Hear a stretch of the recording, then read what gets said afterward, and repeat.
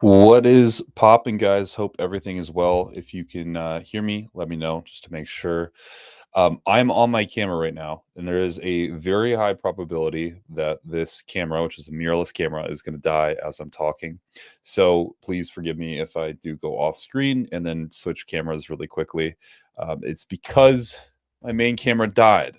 Hope everyone's had a great week so far. We have been absolutely kicking ass on YouTube, which is super fucking cool to see. And I'm really excited about kind of having to grow this thing and having it be successfully reached 8K subscribers today, which I think is just absolutely rad. So super cool. I appreciate all of you being here, all the help that everyone has been, and certainly spreading the content, but also, making sure that I keep down the straight and narrow in terms of like what you guys comment and recommendations and all of those things, which I really do listen to. So it means the world.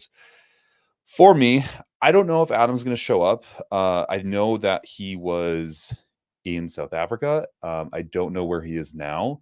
So he could show up. He might not show up. I don't actually know. We'll soon find out, I guess, if he shows up or not. But as always, my intention here is to make sure that I can answer as many questions as you guys have as they do come in. Whatever those questions are, I want to give you direct and concise answers.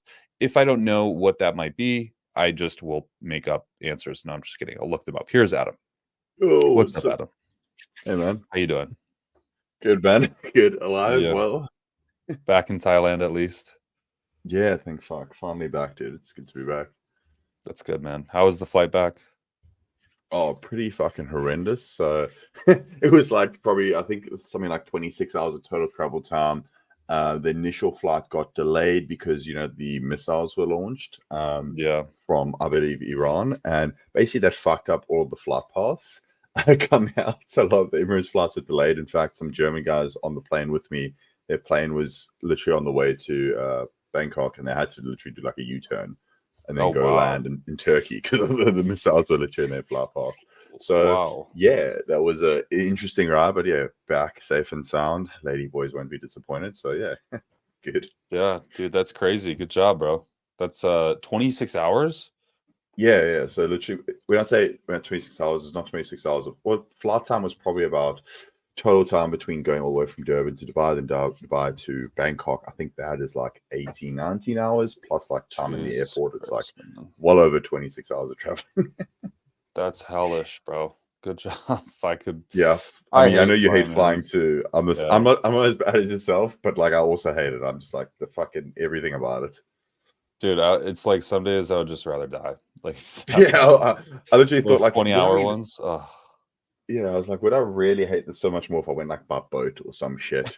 Just take like a week. They'd have like an all-you-can-eat buffet. It's fucking exactly. take showers. More time. I can still work and shit. It might take a while, but fuck.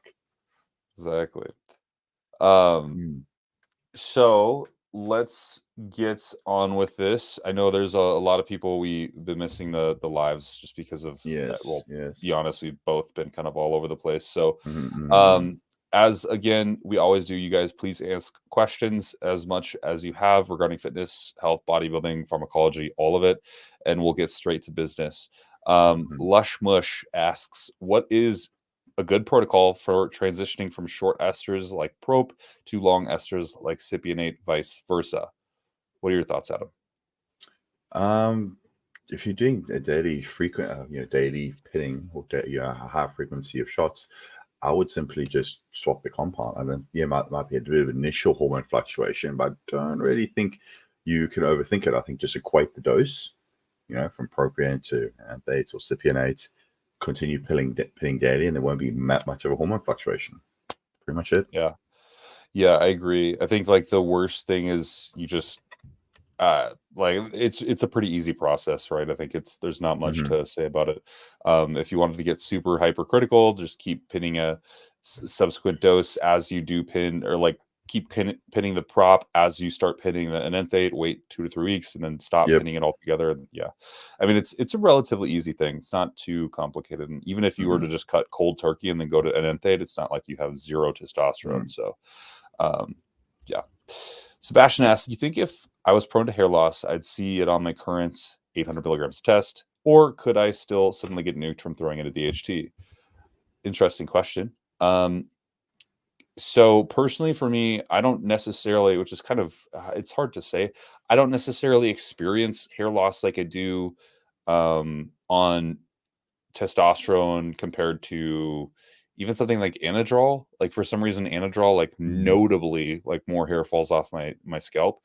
But I know other people like Adam, you react very poorly to Primobolan with your hair loss. I think everyone's a bit different in response.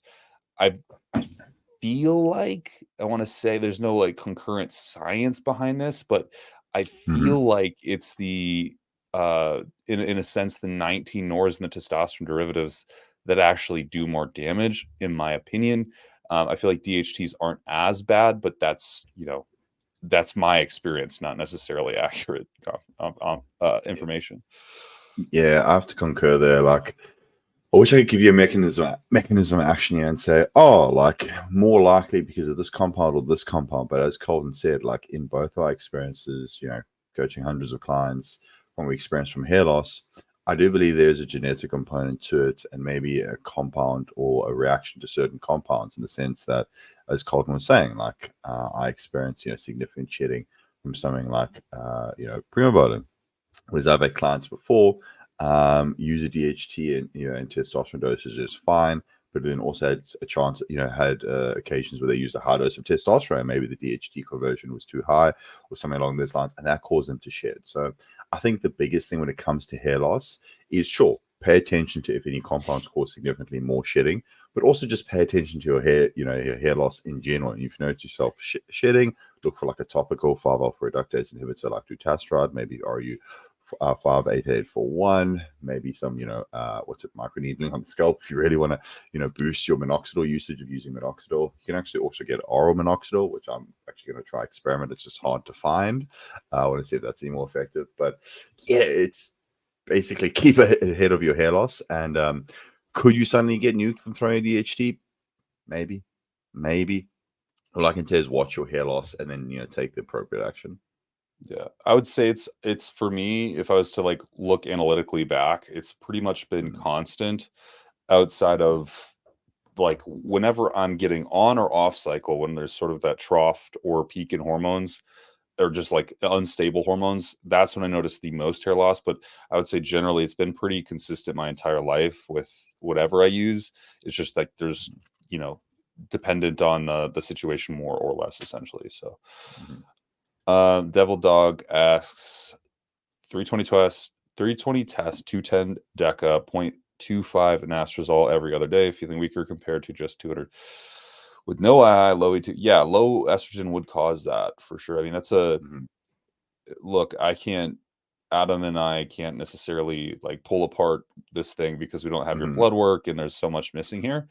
But contextually, 630 milligrams of testosterone to be taking 0.25 anastrozole every other day, that's quite a bit, unless you have historical data to support that you need that much. But you may not, and that might just be a shot in the dark for you. I would say stop taking the AI completely, and you'll probably feel a lot better personally. But what do you think? Yeah, as Colin said, a lot of this stuff is like multifactorial. Like, I'm not saying this is the case, but like, what if you're like you getting 2 hours of sleep a night? I'm not saying you are, but like often there's something else which could be coming to play. But let's pretend it's solely the drugs. I agree with Kolton. Like 0.25 milligrams of Arimidex every other day is quite a hard dose for most individuals, unless you like aromatize their shit done and have data, i.e. your blood work to back that up.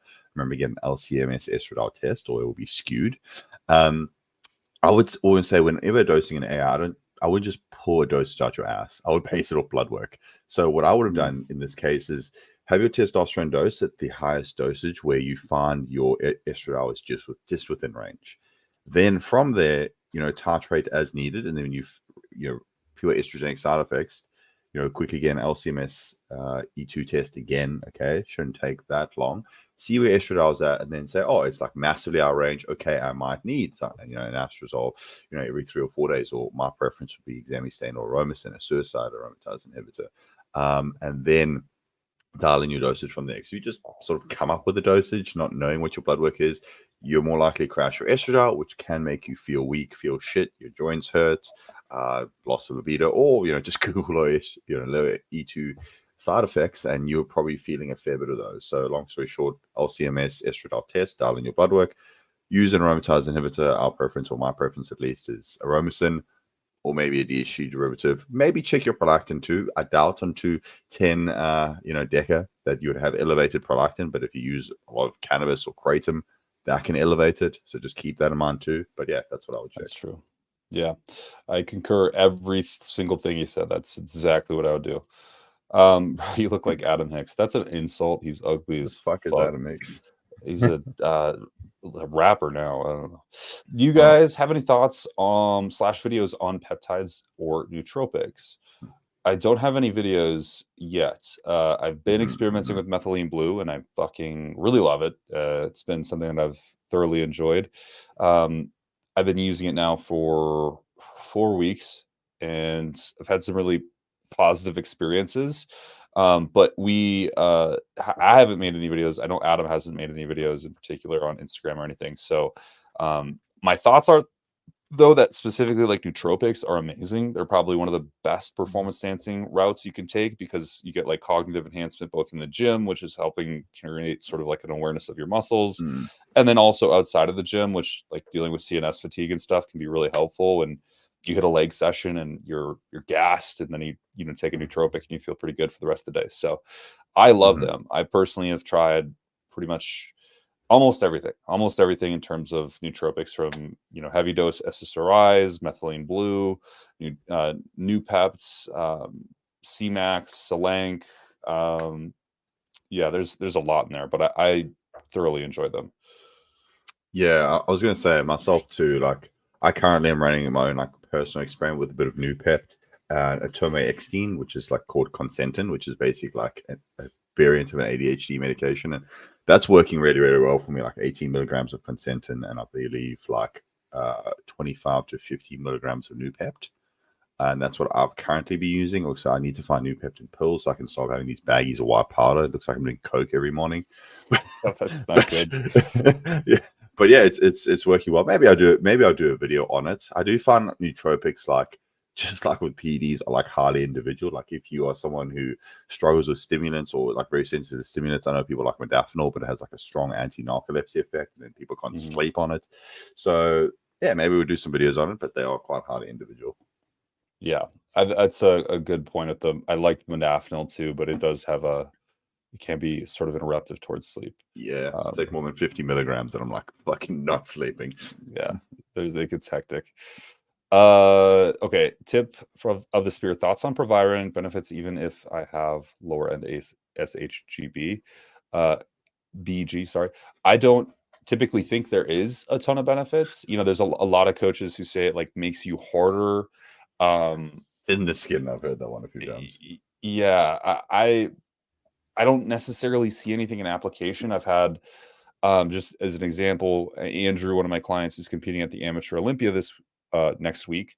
He took it just to see what would happen. He took like a super dose of like 50 milligrams or something, not even a super dose, but a moderate dose.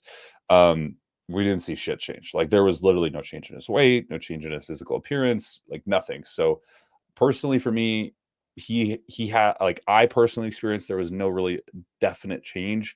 He didn't experience any objective or subjective change within his well-being. I don't necessarily think it's worth it for anybody unless you do need maybe a little bit of a sex drive boost. But even if you're dieting, like you're not going to get that at all from it. And also at the same time, like almost most enhanced bodybuilders, especially using DHT derivative, we see low SHBG anyway. So like, as I think Kolton, I feel like we've answered most questions before, but I remember a similar question about this. And basically, I think our answer was, our only use case would be like if you're using like a true TRT dose and your SHBG is a bit high, and you want to free up some additional testosterone to lower it a bit on a TRT dose. But we most of the time see it's overkill if you're running like a high anabolic dose with fair bit DHT derivatives. Your SHBG is low already. Throwing some additional Proviron in, I don't see the point. And as Con said, it's actually very, very common. Often we see, new clients or people come to us, there's like 100 milligrams per hour in their daily or 50 milligrams daily. And usually we ask, did your coach give you a reason? And it's like, no. No. What was the reason that we had, 100 milligrams per hour per day? It's like, not sure. Yeah, he said so. Me neither. I'm also not sure. Yeah. So my thoughts are, it's kind of a, like, if we were to make a tier list of anabolics, it's probably like D tier. If you could even get, like, if there's something lower, it would probably be that. So, Brett McQueen Jones asks, I'm thinking of including HGH for the first time on my next masking phase. I'd like to taper up slowly to about 8 IUs, starting at 2 IUs, depending on the side effects. I'm not a rich man. Is it worth the money?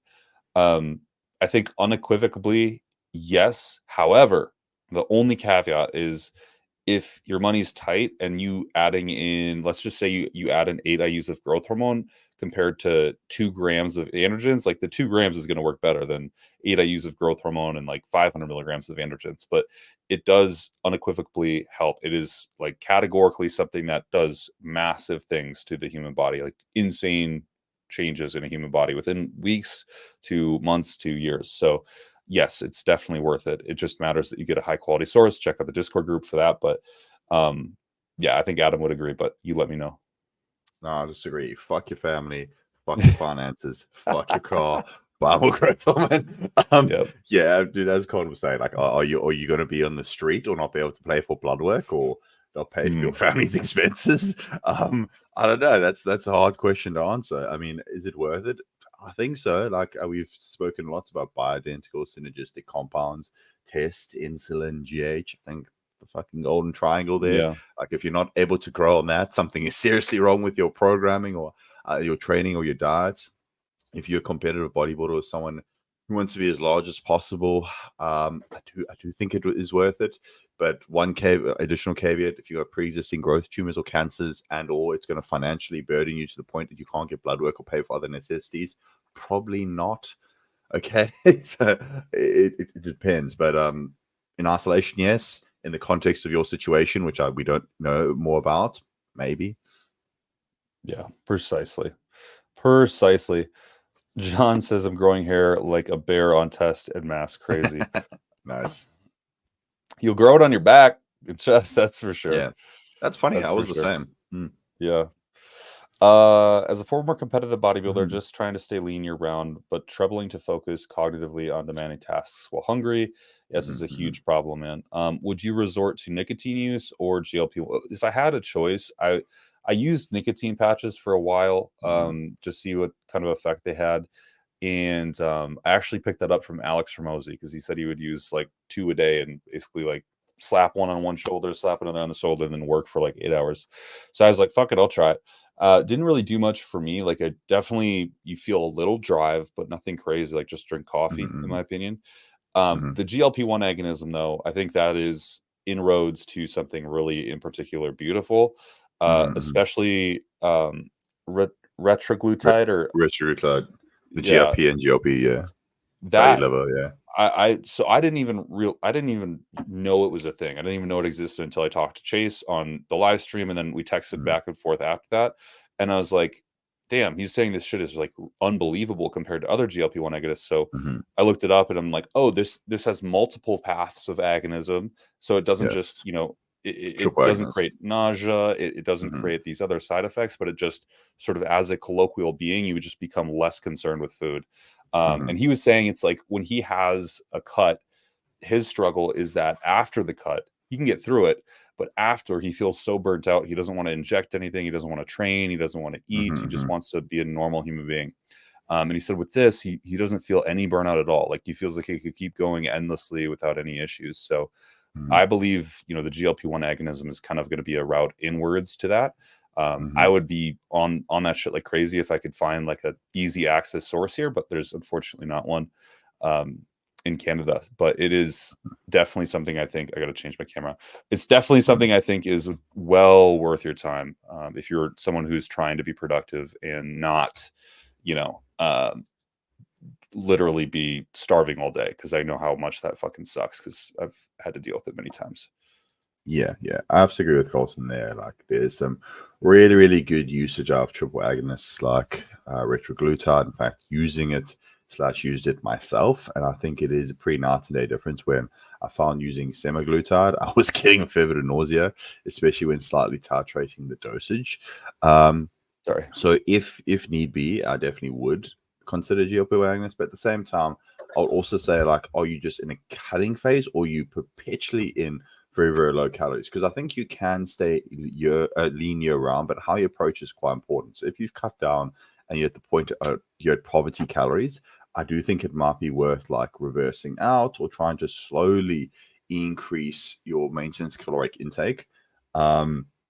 To basically ensure that you're not at the point where you feel like you're starving every day. Because I do think it's possible to remain lean year round and not feel like you're starving every day. You just have to find the right balance of output, like step count, total expenditure, the bit of cardio, and your food intake. Because I personally think if you're suffering eating like, I don't know, 2,000 calories year round just to maintain certain your body fat, I think maybe you need to see if you can like raise your metabolic input, basically, but seeing how much more muscle mass you can carry by slowly reverse your caloric intake out. Because if you're eating like poverty calories, having a macronutrient deficient diet, just using a GLP-1 agonist never feel hungry, probably the greatest thing. So my preference would be like use a GLP-1 agonist whilst in a deficit phase, get lean, slowly reverse out, maybe keep it in there as you reverse out, taper it, and find out what low body fat you can maintain while eating as much as possible, so you don't feel like you're starving. Precisely. So we're just putting me at 70-ish with E2. Okay. Interesting. Thanks for the feedback on that, Devil Dog. I think, look, I would back off the AI still and see it's probable that you're just a hyper responder to the AI you're taking. I think it would be an estrogen related issue. Alternatively, the only other thing that I could immediately think of, well, there's two different things that could, and this is what struggles when you're not like working with someone directly. It could be that you need to deload, like maybe you've just been training into infinity and beyond for weeks and weeks and weeks, and you just haven't taken that time for yourself, and your body's just really heavy, and that's a very high probability. Like you just need 5-6 days off, or it could be that you are possibly having an issue with like your hepatic system, or that would be about it, really. The hepatic system, where I could see you getting weaker. I do believe, though, so it's just a basic E2 test. I would believe, though, it could be skewed. That's the really tough thing to say then. And like there could be other metabolites from when you last ran your cycle. I would say it's probably low. I would say if I had to point my fingers at one thing, it would be estrogen. Well, think about it this way. It's a basic E2 test, right? Which often can pick up metabolites from other drugs. It's skewed high. You think it's 70, but it's actually like 25. Okay. Then you start taking an AI or you start increasing the dosage, start taking AI every other day. You're at low estradiol. But as Kolton said, the only way we know is one, more information about your circumstances. Okay. And two, our answer would still be get an LCMS estradiol test to see where it's at. Because regardless of what the circumstances led up to there, you need to see what it is now. Damn right. Scott McNally. Really? Did he say something? Interesting. A lot of people got mad about that video. Yeah. Did you see that video, Adam? I apologize. I did. I thought, I don't know. I mean, everyone has their own personal choice, and I think it's a fair observation. Like, I think it's an interesting transition how, someone can go from very feminine to, competing in the high-level physique class, and how that changes their physique. I mean, I think it was factual. Like, and again, like, she's got a great physique. I really like Meg and Kuba. I think they're really hard workers. They're great, put out good information. They're great bodybuilders, and that's their personal choice that they chose to pursue that. But it's interesting to note the changes, because many people, I'm sure you too, many people get asked about competitive bodybuilding. They ask about like what it takes to move into classes like figure. I've actually been asked this week about someone who told me she's natty and she wants to say, I want to compete in figure. And I had to be like, well,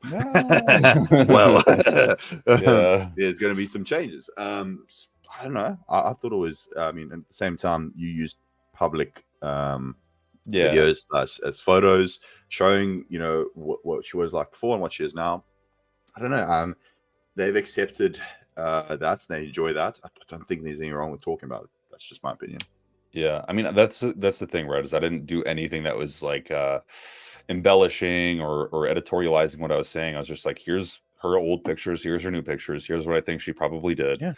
and you know, it's just the reality. I think it's important to talk about because look, people probably look at her and like, damn, like she looks so good right now, and I would be very keen to show someone like what she looked like before, and then you know that differentiation. Do you still want to do this? You know, I think it's a really important thing to say. You know, at least. I think it's subjective, and you know, she is happy with it, and I'm so glad because I think people should always be happy with what they do, and many people are happy like they want to pursue figure. But I also think, as Kolton said, it's good to understand the reality of it because the amount of fucking questions we get from both males and females about competing at a high level or thinking that they can just stay the way they are and compete at a high level is just, you know, I think people maybe lack of, you know, knowledge or education or experience or just delusional about things need to realize the realities of it, especially for female enhanced bodybuilding. I mean, I put out a fair few videos about female enhanced bodybuilding, like avoiding masculization and virilization, but at certain points and certain levels, it's like you're going to have to accept some. And if that's something you want to pursue, then be very hyper aware of it. Yeah. I think at the end of the day, you're using male hormones, and it has to be something that you understand the risk of. And it sucks that it has to be that way, but geez, any fashion advice for bigger dudes? You dress well, Kolton? I don't think so. Look, man, what I do, so for one, I get a lot of my clothes from Asia, like Korea, Japan. Like I bought a shit ton of clothes when I was there. But these shirts, like these V-necks, they have a couple other ones. They're from, oh shit, what is it called? Into Midnight or something. Well, let me look into the AM. Into the AM. I should get sponsored by these fuckers. They make great shirts that are super well fitted for bigger guys. Like they fit my arms right. They don't like hang loose, but they're tight here around the chest, but they're nice and like loose around the waistline. So you're not like you know, wearing a compression shirt. And I really like these, and they have them in literally all colors, all styles, like Henleys, V-necks, long sleeves, short sleeves. So I love them just because they're super good material. And this is turning into an advert, and I don't even have one, but they're really good. So I like those. And then the big thing, bro, is just tattoos. I think the tattoos help a lot because it like makes me interesting to look at, and I can dress like, you know, I can dress like a fucking degenerate, and people are like, "Oh, sick, dude, he's edgy." Yeah, I don't like Sebastian said this morning. I was wearing a construction shirt I found in a thrift store. That's like literally an old construction jacket. So it's like my shit's just whatever I could piece together. There's nothing crazy. Trizepatide's good. It just causes nausea. That's the one thing I'll say. And I've had reports from people saying that it was not the most enjoyable experience, but it worked. So to each their own. It's a dual agonist used before. I agree. Kurt Denner says, stop smoking bud after 15 years daily smoker, noticing an increase in stamina, but reduced appetite, net gain or net lost, having trouble deciding. Yeah. Well, if you're experiencing increased stamina, but a decreased appetite, I mean, I would consider that a net gain personally, because that's a huge, you know, like overall benefit to your health, and great for you to quit doing that shit, man. That's massive. But what I do think is that because you have a lower appetite, you're probably needing to move more. And the marijuana, my assumption is the marijuana was just sort of artificially increasing appetite. And through moving more, you might experience a really great increase in appetite. So if you're moving like 10,000 steps a day, dude, you're going to be hungry. Like, that's just it.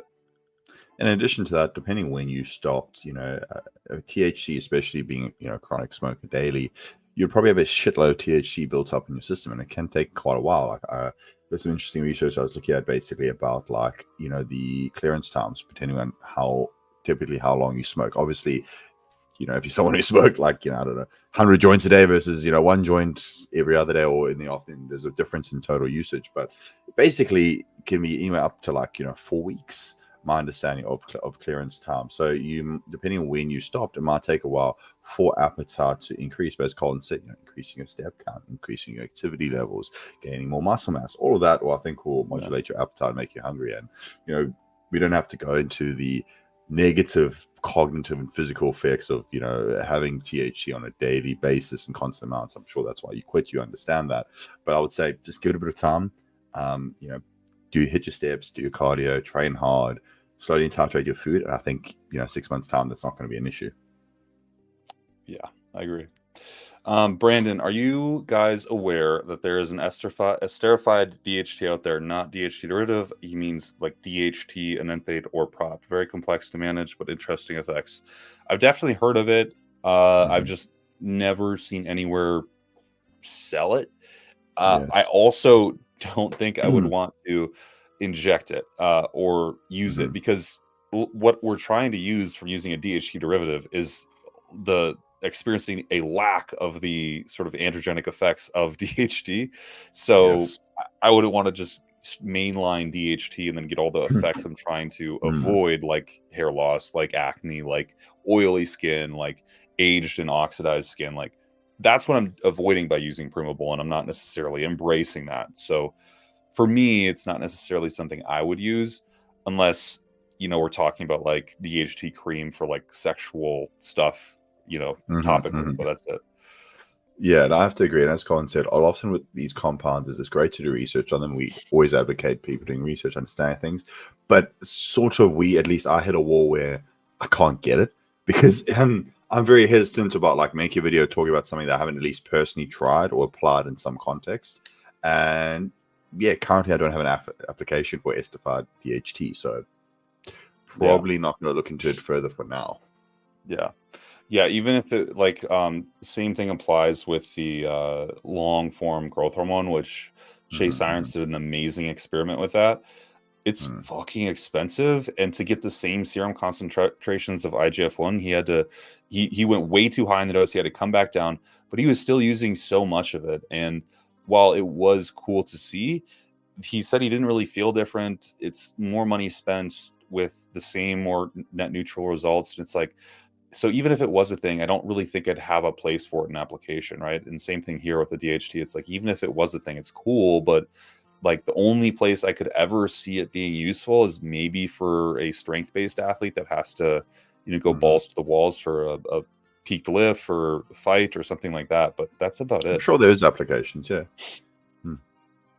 Last thing I was going to say, most of the time, you know, because, you know, we are primarily coaches, a lot of the stuff that we will research is to directly benefit our clients. It's not that we haven't come across that scenario, but like most of our research is centered about like what is actual practical applications that's going to benefit our clients. And that's why like very specific use cases, like, I mean, I have a list of experiments I want to run. I'm sure there's Kolton, and that's like lower, very low. Not even, I'll be honest, not even on the list. So yeah, maybe we'd look into it. Probably not. Yeah. This one, man, this one gets me all the fucking time. And look, I love Vigor Steve. I love Kurt. I love Dean. I think they're all great people. But I don't think Masteron is the best thing you could take. But I don't think it's completely unable to be anabolic. And the go ahead. Sorry. I was going to say, didn't Kurt also release a video? I mean, I do apologize. I don't watch every podcast, every episode, so maybe that's changed. I remember Kurt putting out a second update video at some point saying he's changed his opinion on Masteron because we don't have clinical data on it showing anabolic effect. It's mainly, you know, around women's breast tissue and anti-cancer effect. But he put out a second video saying, hey, you know, based on my talks with John Jewett and the practical application we've seen with bodybuilders, I do think Masteron builds some level of muscle mass. I don't know if he's released a third video or third discussion changing that opinion, but I'm actually 100% certain because I remember watching this video. He put out a second video saying that. So I don't know if it's changed since then, but in what Kolton said, I think anecdotally speaking, well, it's hard to say because, you know, most of us don't just take Masteron by itself. Okay, most of us take with testosterone, and at least with myself and clients I've seen, you know, whilst keeping testosterone constant and titrating up the doses of Masteron, we've been able to put on additional muscle mass. Now, was that effective just titrating calories? Shit, maybe, but I don't think so. I do think increasing the dosage of testosterone did lead to more of an anabolic effect. Do we have any data showing it has an anabolic effect? No, because everything we're related to was breast cancer research. Anecdotally speaking, if I take 1,000 milligrams of Masteron right now on top of TRT plus test, I think I'm going to grow more. Like I'm taking 200 milligrams of testosterone at the moment. If I take a gram of Masteron, I think I'm going to get bigger. Yeah, and like here's the point with that, right? So I was in Thailand, and they have bare ampules of testosterone, and I was doing 750 milligrams a week plus some fake equipoise, which I'm not even going to count. Yes. But if I was counting, it would be like almost it was 2 grams a gear essentially. At this current point, I'm running 500 milligrams of testosterone and 600 milligrams of Masteron. And I don't know if you've seen like my pictures on my Instagram, but I'm getting bigger. My weight has gone up. Yeah. I'm eating very little. Like I eat 4 times a day, maybe 2,000 some calories. Like I'm really trying to volumize those 4 meals and just get through it. And today was like a fucking punch in the dick. It was really hard, but I've been growing just fine, dude. I've been getting stronger. I've hit new PRs at the bench. I didn't even increase my testosterone dose to near as high as it's ever been with pharmaceutical grade testosterone. So that's not necessarily an artifact of my strength just happening to come out of nowhere. I'm not in a caloric surplus. I mean, my weight has absolutely gone up just because of lean tissue. I'm getting leaner. So like I personally say it's bullshit. And the people who say that probably don't coach enough people. Like I'll be honest, dude. Me and Adam, between us, we coach hundreds of people, like over our lifetimes, multiple hundreds of people. And when you put Masteron in, you see an equivalent effect. It might not be as great as something else because you're not getting excess water retention. You're not getting, a lot of the off-targeted effects, but I still see an effect, right? It's still a sizable and measurable effect. In fact, I just had this kid who did his first cycle at 250 milligrams. He's been running it for 3 months. He wanted to add something else. He was thinking about Anadrol. And I was like, dude, let's just add in Masteron, right? Make it so simple. Within 3 weeks of adding Masteron, he put on 5 pounds. No changes to the calories. We kept everything consistent. So I think it's just bullshit. And if you say that, you've just not coached enough people. Like put a person on 500 milligrams of Masteron and you'll see it doesn't need to have a science behind it. It is your own data, and we have like, I don't know, Adam, you probably have a whole archive. I have like 40, 50 archives cycles that I've given people, and many of them include Masteron, and like they work pretty well. I don't know. Yeah, I have to agree there. Like same thing myself. I often recommend Masteron because availability of real Primobolan, one being real, 2 being affordable, is quite rare for most individuals. So usually I say, hey, if you have access to Masteron and Anthate and it's real, let's try that. And same thing, a lot of guys, I have them around like a TRT plus dosage, under 500 milligrams of total testosterone. We added Masteron, we don't change anything, and they grow. So I guess I appreciate people saying like, oh, Steve Curtin said this. One, I don't know if that is their current opinion, and 2, I think everything's contextual. And I do also have to agree that, yeah, I mean, Kurt can definitely probably break down the mechanisms of action there and say we have got no medical data because we haven't seen it. But then again, I'll say the easiest thing ever. I'm not saying do this experiment, but take 200 milligrams of testosterone, don't change your calories, don't change your training, inject 1 gram of Masteron, and tell me if anything changes. Yeah. Yeah. And our good friend Aaron, who's also in Bangkok, he's like on a Masteron primarily cycle right now. And and Chris. Yeah. And they're gigantic. I mean, they're specifically Aaron, he doesn't have like the best proportions maybe. So that's one thing that people kind of maybe display or take him down a notch for, but he's huge. Like 120 something kilos lean, or 116, 120, yeah. Absolutely massive using Masteron. So it's like, where is this coming from? Like, do these people not use this practically? And I know they do. It's just like, it's almost as bad as the whole science-based debate of like exercise science, right? And it's like saying, well, you only need to get to 5 RAR and that's going to be effective stimulus. Okay, so why is every bodybuilder ever in the entire like face of the planet gone much harder than that most times and seen better results? Why does Dr. Mike Israetel not look like a fucking mongoloid that's like Ronnie Coleman 2.0 if he knows all of these things? And it's because it doesn't work like it works on paper in real life, and everything is not in a vacuum. So if you can read it on a study, great. But in practical application, again, like I can't even count how many clients I have where this is just not the case. Like, we see tangible results happen measurably over time. That's it. Yeah. Father of Sons attire looks quite nice. Never actually got it. I always kind of got turned off by the skinny jeans kind of thing. Me too. Yeah, I can't do it. Can I sub-Q BPC 157 and TB 500? Dave Crossan said on the episode of Drugs and Stuff that it need to be. No, it does not need to be IM. There's actually good evidence to support that BPC could probably just go systemic, and it doesn't really matter where you inject it. I think there was TB as well. Sorry to interject. Yeah, sorry. No, it was TB. You're correct. It was TB. Yeah. TB 500. And then the BPC you can take orally, which has been shown to have great effects, or locally injected. It doesn't have to be intramuscular. It can be subcutaneously. That's also been shown to be effective. So yeah, look, I would say anecdotally speaking, I've only used it with myself and athletes intramuscular.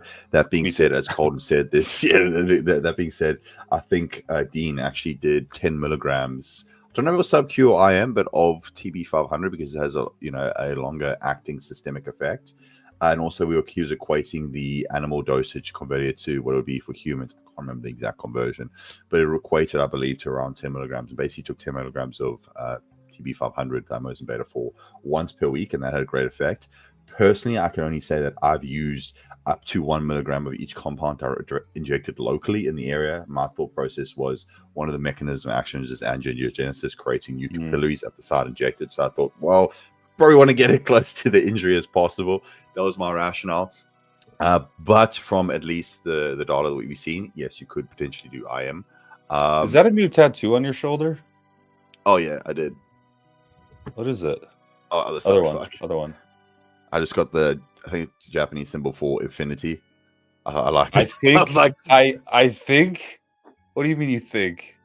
No, it is. I got it from. I joke. It's chicken soup. I got what's his TK to look at it. He's Japanese. Okay, good. It could be Trent. I'm not sure. I was like TK. And he just laughed. He's like, yeah, that's right. I was like, okay. Oh my god. Okay, but yeah, needless to say, I think along with Adam, I've only done intramuscular administrations for clients as well. So it's pretty much. I don't think it matters a ton. But I just always say IM just as a precautionary thing, as Adam well said as well. It causes angiogenesis, so it's pretty significant effect of what it's going to do for you. Is it possible to reduce body fat set point over time if you expedite fat cell accumulation during a post-show rebound and got too fat at the end of your off season? Is it possible to reduce? Yeah, it absolutely is. And I think you see this with a lot of bodybuilders when they compete, rebound appropriately, and then compete, rebound appropriately. Their set point, like I was a fat kid, like I was a skinny fat kid. I did a bodybuilding show. I got really fucking lean. I did a bulk. I got kind of fat again. And then I did another show and I got really fucking lean. And then I bulked again. But when I bulked the second time, I was like, I still have abs and I'm like huge and I'm eating a ton of food. So I do think you hit a point where your body's just used to being at a certain body fat percentage. That's much lower than where you're at normally. I found it much harder the first time I cut to stay around that 10%, 9% body fat. Now I can just do it like it's day-to-day business, basically. Yeah, I have to agree with that one. As Colin said, like hard deficit, reverse/rebound out, you'll find that your set point can change. You don't even necessarily have to do a contest prep, but get very, very lean and try that. That's what we usually say with individuals who are clients of ours. And if they, body fat is high or sensitivity is really poor and they struggle growing, deficit phase, get really lean, reverse out, rebound. It works very well. Yeah. Every time. I think, though, Banks Genetics didn't share to do moves. I think the female can make. Yeah, I agree. What's some good steroids for endurance? Example, boxing and kickboxing. EPO. Yeah, EPO. Legitimately, don't do that. Winstrol. Depending on how long you're taking it and for what, can be highly effective. Yeah, it depends on your joints. Anavar is very good. I think that's just all around a very good drug. And it also depends on if you're being tested, because if you're being tested, there's just a whole different series of things that you'd have to do. Virtually every steroid is going to improve endurance. I would look at things like if you're just trying to isolate endurance, like Cardarine, GW517, or 506, 516, or whatever it is. I would look at like YK11, which isn't a favorite of mine, and it's very highly skeptical, but it does seem to have tangible effects of improving endurance. I would look at things like L-carnitine. I would look at things like, just not because it does anything unique in my opinion, but it does have effects around your myocardium and makes it more efficient. 2 grams of equipoise and have a hemocrat of 60. Yeah. Just walk around with the 60 hemocrit, dude. You'll be great. You'll be running miles. Yeah, exactly. Yeah, I think those are like your safer uses in that regard. I don't think injectable ATP if you wanted to go crazy, but I don't think Supercontrol. Yeah. That'll be about all you need, to be honest. Let's get vegan skin. Please no. Please, guys, please. Fuck, please. I lost it at giving lines taurine. That's just that's a meme now. Oh my Just imagining that in the fucking cage, giving him taurine capsules. What the fuck? Interesting.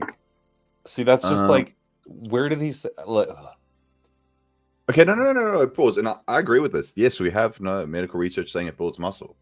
Yeah, but that I don't think. Again, I don't know his kind of opinion. Darwin, you can text him, ask him. But from the last video I saw, he said yes, we have no research showing it builds muscle. I agree. There's nothing. I can't find anything.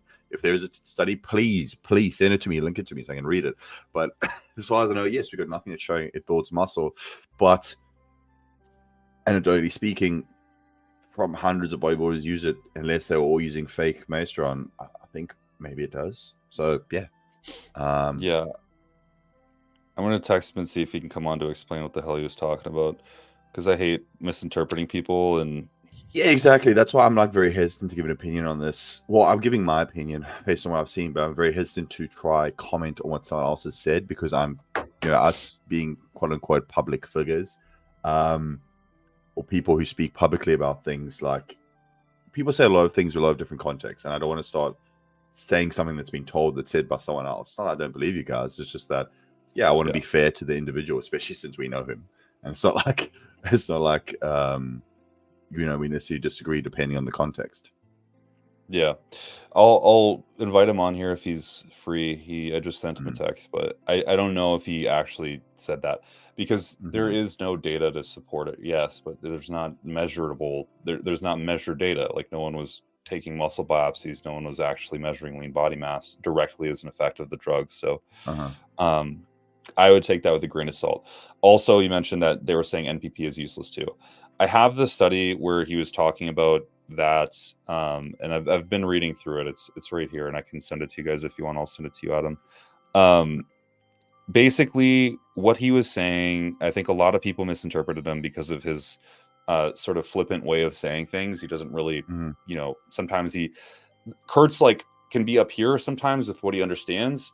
And so he says things that are up here in a way that he would be talking to a colleague or something, like me or Steve or something. He says it up here, but he doesn't realize that everyone can be down here. So he'll say something and it sounds really misconstrued when you don't have the understanding that he has. So what he means is that essentially when you're using NPP, it seems that for some reason it's not the NPP itself, it's not the Nandrolone, it's the Phenylpropionate has a much heavier molecular weight, and therefore it keeps it from being effectively metabolized, and you end up with a lower serum concentration. That's what this study kind of shows. Sorry, no, is that true? Phenylpropionate. Phenylpropionate is the only one.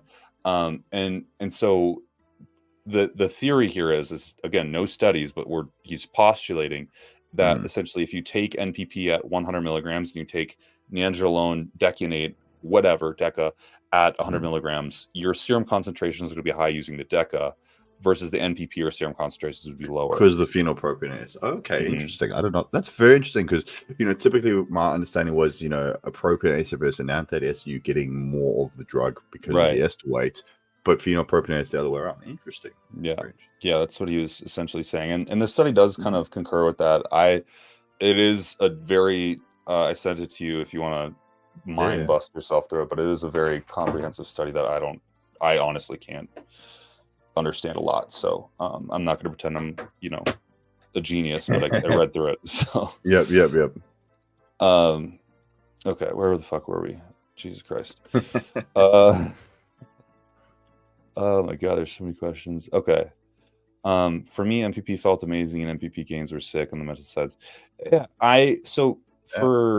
for me, I like NPP. I think it was actually really effective. It was one of my best cycles I've ever ran. So it's hard to say exactly. Like he's postulating this stuff, right? I think people have to really realize that we're not saying these things in a vacuum. These are just postulations. Like these are thoughts that we kind of string together based off what we understand, but there's nothing to concretely say, this is what happens when you do this. It's just experience, data collection, that kind of thing.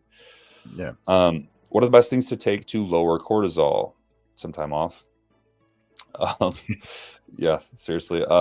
Carbohydrates, lots of food. Yeah, literally. Yeah. Tren, Humalog. Humalog is really great with a high carbohydrate meal. It's insulin is a CNS depressant. I personally like Amodin. I think Amodin's really effective. Of course, ashwagandha. I would get the KSM66 patent. That's kind of the best one out there. Yep. I would. Yeah. Sorry to interject, but one thing, because I get asked this question actually a fair bit too. I think trying to find, and this is very hard to say because often it's multifactorial, but find the cause of your stress. Because if it is like a heavy anabolic cycle or a mixture of androgens, PD load, which is just causing, cortisol levels to increase a fair bit, then maybe address your cycle design. But if it's like lifestyle factors, if like God forbid you're going through a divorce or something, yeah, sure, these supplements are going to help, but like that is going to be a huge stressor. And it's like until those lifestyle changes are made, like, individuals who are like waking up super early, working a stressful job, not sleeping enough, and their cortisol levels are always through the roof on blood work. Doesn't matter how much ash we're going to plow them with, unless they change that pattern, it's not going to, it's not going to be addressed. So I agree with all Kolton's recommendations, but often you got, I find clients are putting a band-aid on an open wound, and the open wound is like, don't fucking sleep 4 hours a night, and potentially, if you can, find a job which you don't hate. That's going to make a lot of difference in some ashwagandha. Sex helps. That too, yeah. What's up, man? Hope you're doing good. Yeah, sex does help, actually. It's statistically significant, to be honest. Kurt asks, what's your preferred anabolic administration method, sub-Q or IM? I know absorption rates are different, but does the efficiency remain the same? Benefits of one over the other? Yeah, I do IM. It's, for me, it's easy to stick with. I don't find that there's any irritation locally wherever I inject it as much as there is doing subcutaneous. I'll say my piece. I think the difference is really mute. It's not that noticeable. In theory, you'd have, because the carboxylases, like in that subcutaneous layer, you'd have a slower metabolism. So if you injected an enthate, your serum concentrations would theoretically be more stable. So in a TRT context, that might be something that's more efficient to have more stable serum concentrations. But when you're injecting large volumes of fluid, it's just like, I think intramuscular is the only way to go, because I don't want that stuff leaking around in the subcutaneous layer. Sometimes the benzo alcohol and all these other shits in there really can actually like cause necrotic skin, which has happened to me, and I have scars on my belly from where that happened. So I don't particularly love subcutaneous. I usually just have people do IM. If you're doing like long-term TRT, lifetime TRT guy, I'd say sub-Q is best. Yep, I pretty much agree with all of that. I mean, I'm not thinking to a video that we did where people had lost their minds that we were mentioning sub-Q versus IM, and we weren't. We just talked about injection frequency. I forgot about that. Shit. But basically, as Kolton said, I think correct. If you're running super physiological doses of anabolic steroids and you're a bodybuilder, running more than a TRT dose, the actual TRT dose, I think putting that much volume of oil sub-Q can lead to issues. I've done it myself. Basically, the tissue almost like calcifies, becomes very hard, and that can be an issue with that. I think if you are injecting daily, it doesn't really matter. Yes, the absorption time will be low, but once it's reached peak serum concentration levels, it doesn't matter. But I'm not going to put probably more than 30 to 50 units or 0.3 to 0.5 ml sub-Q. Again, it's going to say if you're running like a true TRT dose, yeah, sure, you can do sub-Q, and it's not going to make a huge difference between sub-Q and IM. But if you're changing esters to doing short esters for contest prep, and you need to act effectively, IM If you're running more than half a mil and you are running, multiple compounds, I am. So yes, I would say I am if you're a bodybuilder with larger fluid amounts. If you are doing true TRT, try both and find what gives you the least irritation. Yeah, facts. David, do you guys know who Marc Lobliner is? Yeah, I have his. Yeah, I know. He just texted me like not too long ago, actually, about the Olympia. Mm. Fucking weirdo, man. Guy's crazy. I do remember his videos from back in the day, Target Fitness. Yeah. I haven't most for a while. What do you think of his true cycle is? He claims natty. I know he takes like 250 milligrams of testosterone and 2 IUs of GH. Sure, that's his prescribed TRT. But I also have known like the clinic he goes to, he was getting prescribed 250 milligrams of testosterone, 300 milligrams of Nandrolone. Nice clinic. Yeah, so it's dude, it's hard to say. I don't think I to be honest with you, Marc has always been big, and a lot of people say he's probably lying. Dude, he's been like, if you look at his pictures in high school when he was like actually doing sports, the fucking guy was like almost 300 pounds at 18 years old. Obviously he wasn't lean, but like he's always been huge. To think that he's like, in crazy shape and like he's decently big, he's not that big. Like everyone's like, oh, he's just shredded. It's not that crazy to believe. A great example, Joe Aesthetics, rest in peace. I know for a matter of fact, the highest dose he ever ran was like 600 milligrams of total androgens. The whole time. He was using primobolan and testosterone for most of his career, and he would have primobolan at like 200 milligrams, 300 milligrams. He couldn't even run testosterone over 100 to 150 milligrams because he had estrogenic issues. So it's not that crazy to think people can have really great physiques with very low dose androgens. I just think that he probably is running more occasionally, and he just doesn't happen. He happens to obscure that information from sight when he's doing it, and we don't get to see that side of it. What's the typical, what people don't realize? If you've been a competitive bodybuilder and using large amount of androgens and you put on that contractile tissue, you don't need a lot to maintain it. Like people think they need like 500 milligrams of test, a gram of test, and it's like also like training volume. People don't understand like the difference between maintenance and growth is quite stark in terms of training volume and in terms of anabolics they need to maintain. And I personally think with this current size and leanness, he could definitely maintain that, I think, on 250 milligrams and 2 IUs of GH. 100%. Did he build his physique on that? No. I think he openly admits that too. So more than plausible. Yeah, for sure. And 2 IUs of GH doesn't sound like TRT to me. It is, actually. That is the replacement dose for growth hormone. His cool cat. He is a cool cat. Okay. Can low estrogen cause headaches? It sure could. It's definitely it improves. Hold on. The glymphatic system. It's sort of like the fluid that clears out your brain's metabolites while you sleep and part way through the day, because the estrogen is really important to circulation around your brain and generally your whole body. Just like the lymphatic system, if you're really contracted and your blood vessels are contracted, you're not going to be clearing out a lot of those metabolites. Same as your lymphatic system, you get swollen and sticky hands. Think about when you're sitting on an airplane for a long time, your ankles get really swollen.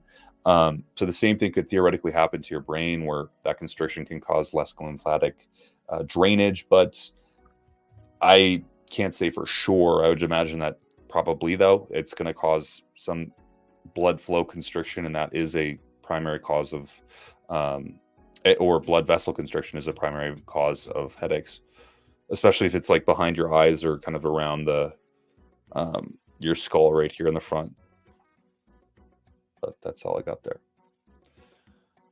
Anthony Rufus, have you ever done PGF2 from back in the day? Because I was looking into it. Was meant to put size on arms. Did you do it? And if you did, could you finish it, or was it too strong a side effects? PGF2, I think, is correct me if I'm wrong, but prostaglandin, which my understanding was he was supposed to inhibit, I think, fat loss as well. And then I can't remember the anabolic properties. Long story short, no, I've never come across it, never seen it sold anywhere. So like we sort of touching touching on previously, if I hit a wall where like I discover what a compound is, but I can't get it anywhere, usually my research kind of becomes more limited there. So unfortunately, I haven't personally used it before. Yeah, I remember this. Prostaglandin F2 alpha was like the main drug that people used, and PGF2A, and that was you could get it through IndyMart mostly. I never bought it because I was never trusted IndyMart. That just quite frankly, I never saw anybody use it. I didn't think there was anything impressive. Maybe I'll add it to the list. I'll come back to you on that. Yeah. The issue that I see with it is it causes urine incontinence, like you can't pee, and that would just be fucking horrible for me because I pee like 20 times a day. Yeah, fuck that. Okay, at Rich, side effects of anastrozole, which can... Yeah, that is also true, but I think those are all... Yeah, very good point. Devil Dog. Emperor Shreve, not gonna lie, we shouldn't need a muscle biopsy to know if mass works. It should be very obvious. If even depleted female cancer patients didn't see benefits from it muscularly, I don't see why we would. Well, just ask yourself this. If you took steroids, but you didn't eat, do you think you'd actually grow?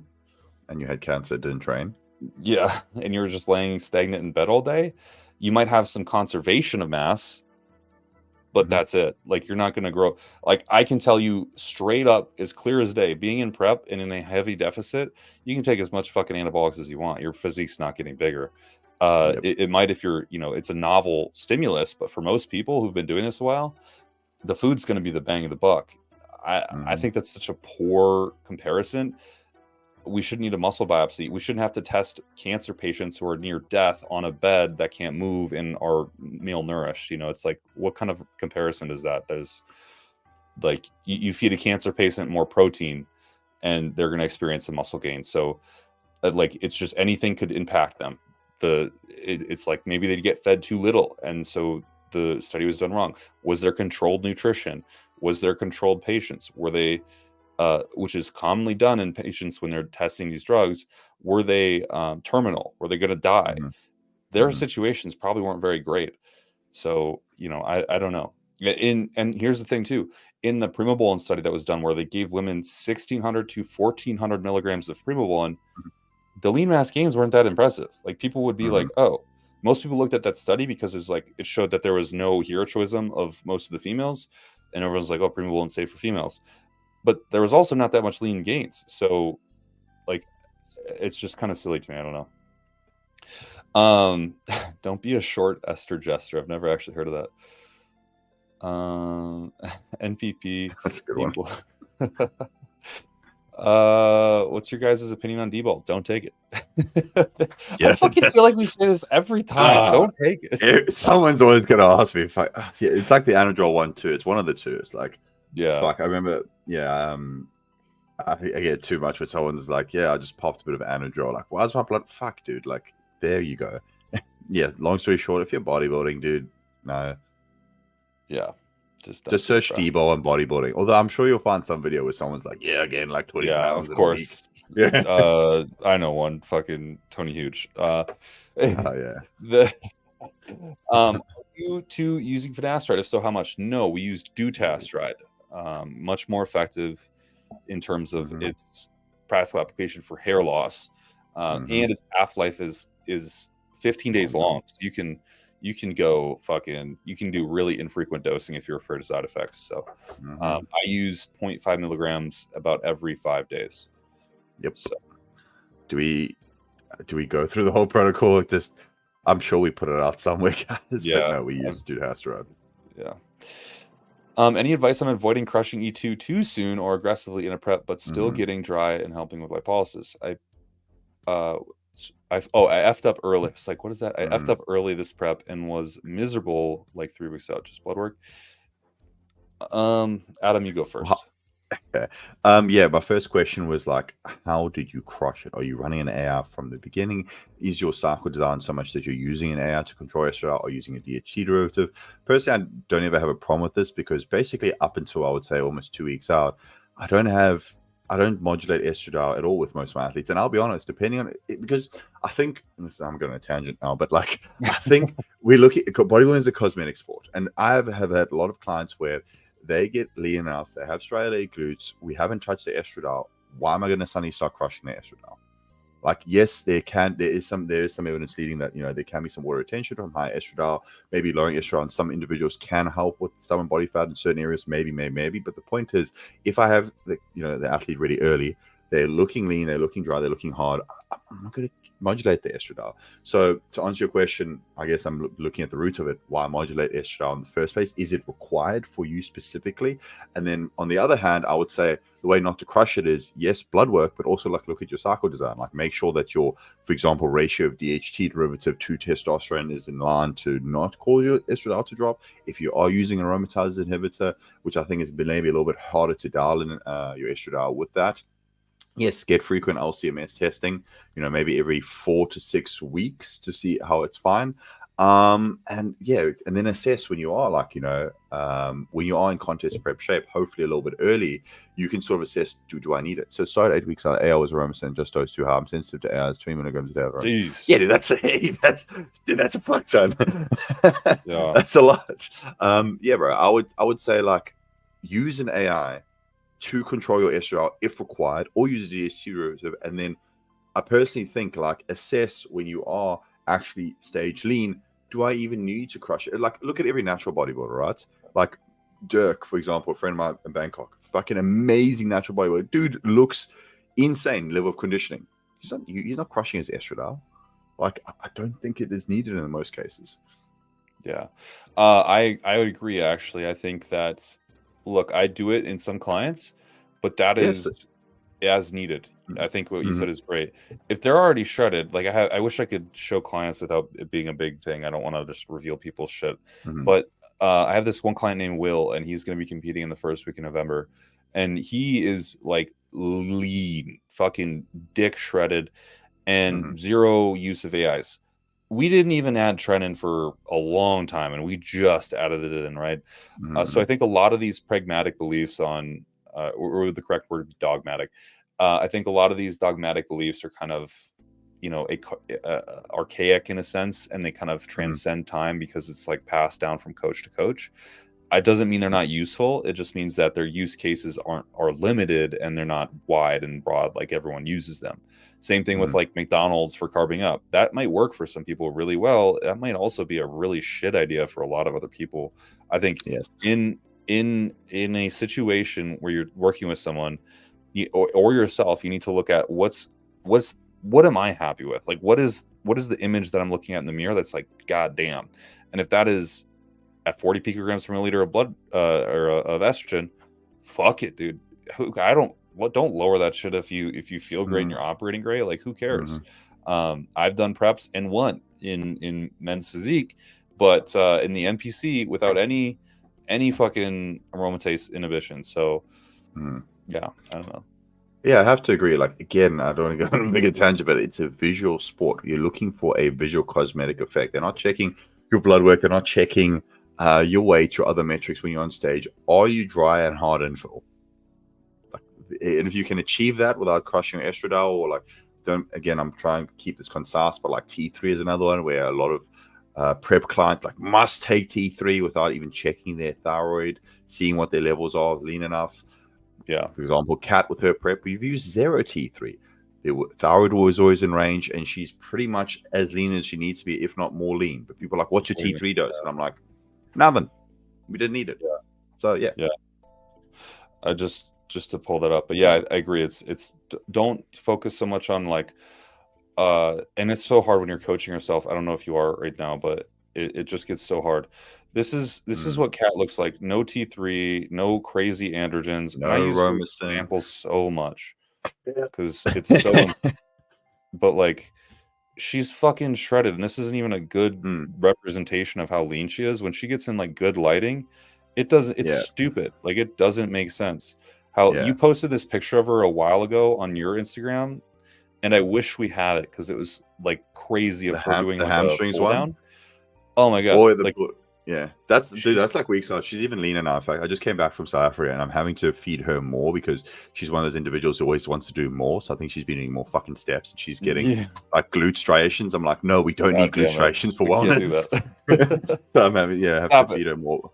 Yeah, but this is, as Kolton said, this was like as needed. Like I've used no AI with her. Only last 4 weeks we've introduced 2.5 milligrams of Ngenla, which people like still don't believe. They think she'd be running anabolics the whole time. Guess what? No, only now have we started 4 weeks out. Okay, at a very low dose, no T3. So I guess what Kolton and I are trying to say is like gauge as needed based off your visuals and your blood work. That's at the end of the day the most important thing. Kolton, what is the cheapest but highest quality country to get some good tats? Already have most of myself covered, but it's so expensive in the US. Yeah, it's going to be expensive everywhere. I got both my arms, the front of my arms, done in Thailand, which I'm not a huge fan of this one. I don't love this one, but I love this one. This one's sick because it goes like all the way up. But I would say it's both the same guy. I would say it's Korea, to be honest, because what people don't realize about Korea is the artists and the work ethic there is insane. But the artists, it's illegal. Tattooing is illegal in Korea. So everyone who's doing it is doing it underground. And so that means obviously demand is much lower. So prices are much lower and they do amazing work. My neck, this side of my neck was done in Korea. And it's a beautiful tattoo that he, filled out all around my neck.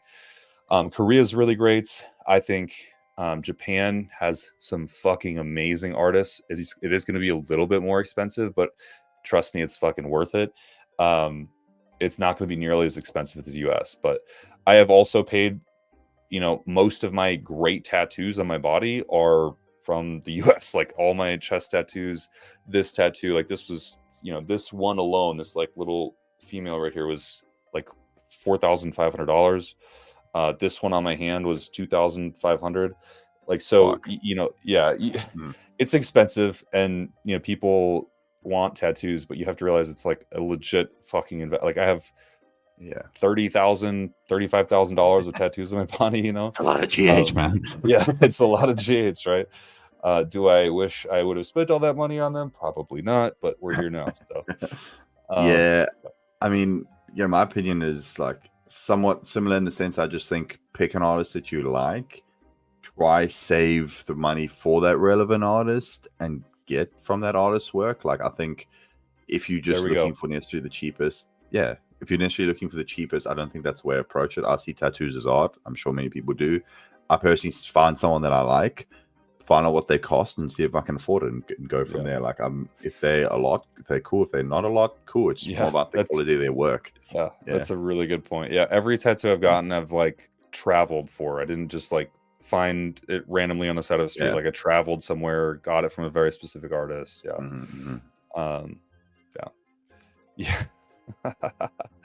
That's true. That's very true. Would you rather attend a Diddy freak off or spend the night at Conor Murphy's house? I don't know which would be more incriminating. That's a fucking tough one. They're both really incriminating, man. I'm not gonna lie. Is he still in Thailand? Yeah, he is. He lives there Fuck still. Me. Bro, he was in Thailand. Like a few of the guys that I've seen him. I'm like, fuck.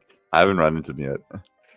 He literally lived like I say in my videos and shit, like he's down the road for me. He was down the road for me. Like he lived right across. It's crazy. I'd see him on his little fucking moped, like wide-eyed all the time. It's crazy. Natty plus stack. Yeah, Natty plus.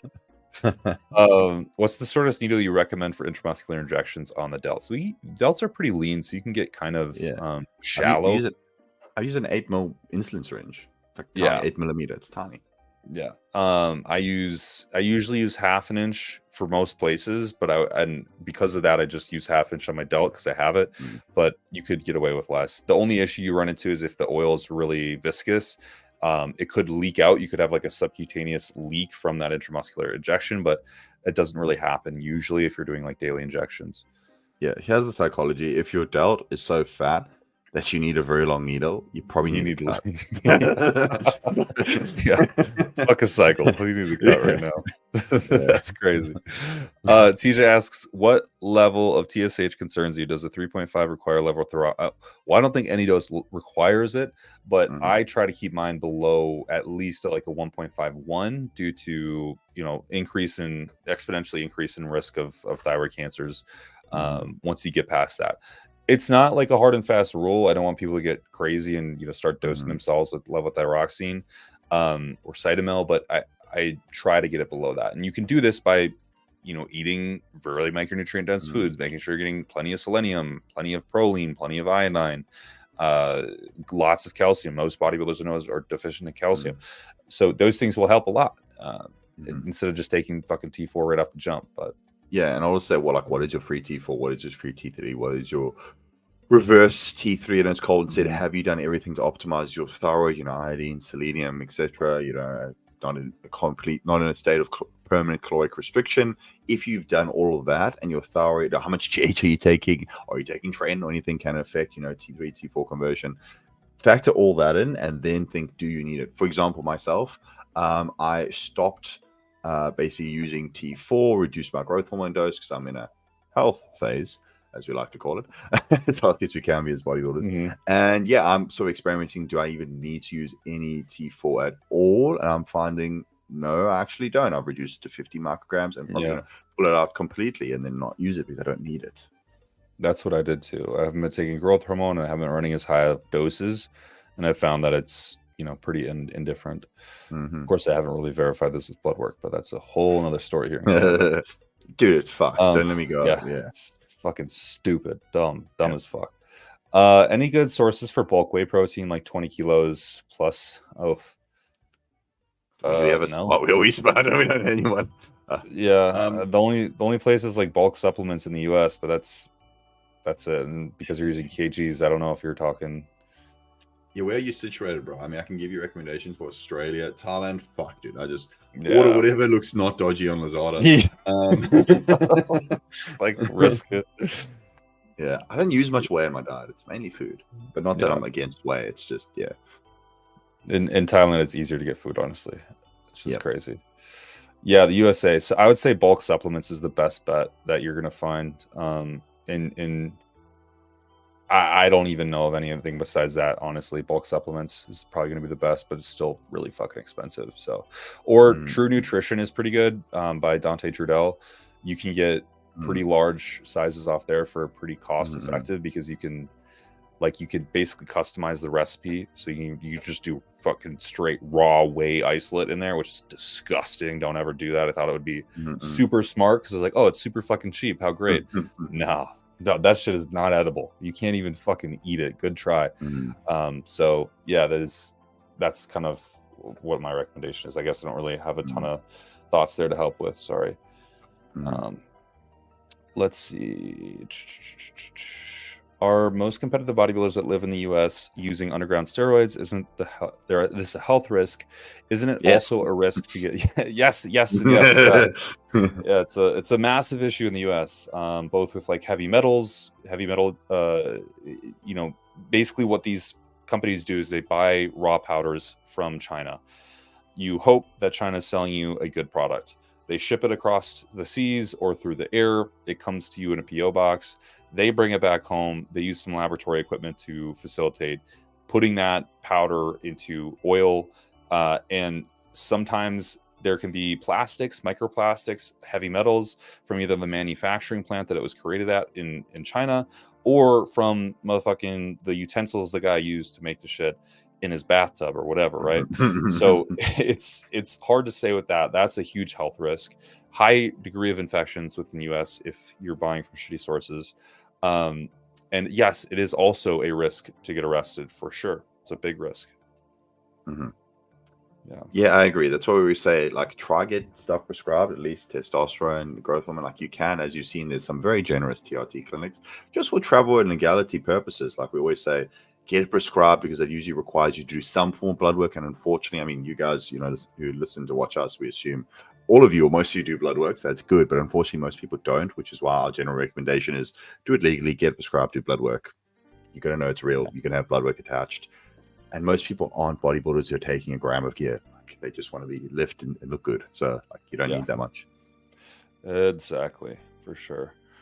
Okay, love tilapia, but can't whitefish max during diet because I'm a yeah, okay, because I'm a sink pisser and my mom complains the smell. This is the most So much backward ass. back. Yeah, I can't help you there. Sorry. Did anyone ever try New World Nutrition 50 bulk powders for about? That's crazy. I would never even seen it. No, that's crazy though. I wish that was still a fucking deal, man. I'd buy the shit out of that. Anything I can do about the smell? No. Business sink.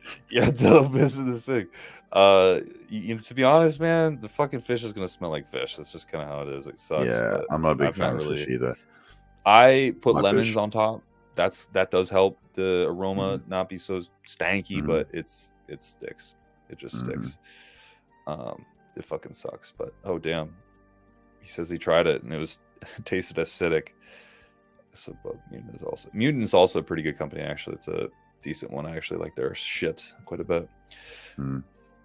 Cool. Well, that seems to be about it we have for today, man. Thankfully. I don't know if anyone noticed, but I've been playing RuneScape music in the background this whole time. I heard that. I was about to say that. Is that you or is that me? I can't fucking tell. I was like, oh, no, good tune. Dang it. I just put it over the background lightly. So I was trying to put people to sleep here in the US, you know, be a friendly guy.